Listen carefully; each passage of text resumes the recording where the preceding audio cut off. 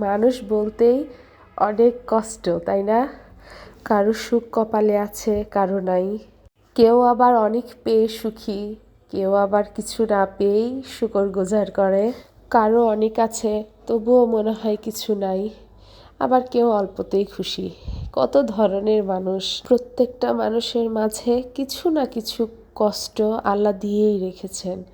তাই তো কেউ পরিপূর্ণভাবে সুখী না। তবুও আমরা এই অজানা সুখের পিছনেই দৌড়াতে থাকি। দৌড়াতে দৌড়াতে নিজের প্রেজেন্ট ভুলে যাই। আমরা শুধু ভবিষ্যতে কি হবে না হবে এটা নিয়েই ব্যস্ত থাকি।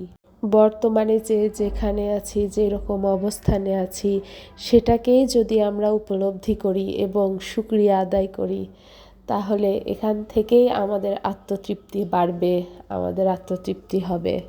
এক জীবনে সব কিছু তো পাওয়া সম্ভব না, তবে সেটা আমাদেরকে ধারণ করতে হবে নিজের মধ্যে।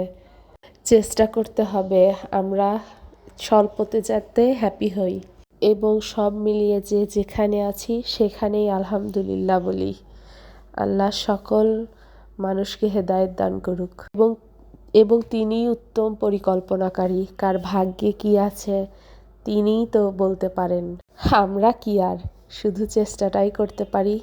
দেনেওয়ালার মালিক তো আল্লাহ। তাই আমরা হিংসা না ছড়িয়ে সুন্দরভাবে বাঁচতে শিখি, আর যেখানেই অবস্থান করি তাতেই আলহামদুলিল্লাহ বলি। তাতেই দেখবেন আপনার মন অনেক ভালো থাকবে।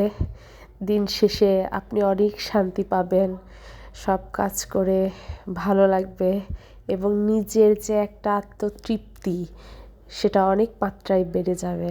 আসসালাম।